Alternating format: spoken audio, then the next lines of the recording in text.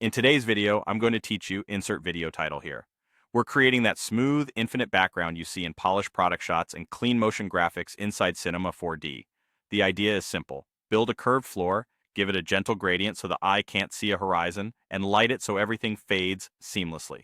Start by setting up a curved floor, often called a cyc wall. Think of it as a large plane that bends upward into a gentle curve, so there's no hard corner where the floor meets the background. Keep the curvature broad and smooth. A tight bend creates a visible crease, which breaks the illusion. Add enough subdivisions to the plane so the surface deforms smoothly and doesn't look faceted. The goal is to let your object sit on what feels like an endless stage. Next, apply a gradient material to that surface. A subtle gradient helps the background fall off naturally. You can run the gradient vertically so the base is slightly darker and it brightens as it rises, or the reverse if your lighting suits it better. Avoid harsh transitions. Soft middle values keep the look modern and professional. Make sure the gradient mapping covers the full curve so you don't accidentally reveal a band or edge where the floor turns upward. Now, bring in lighting to reinforce the seamless fade.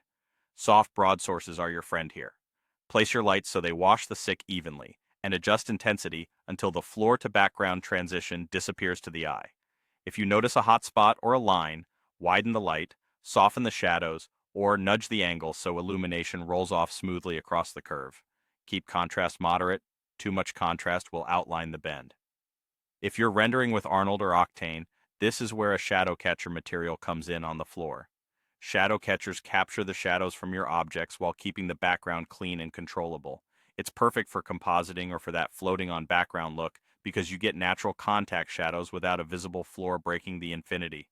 For a pure white infinite background, use a large plane bent into a C shape and pair it with a soft flat background light.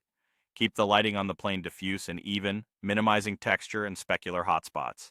This prevents gray patches and ensures those clean, high-key results. With the curve, the gradient material, and thoughtful soft lighting, your background will read as truly endless on render.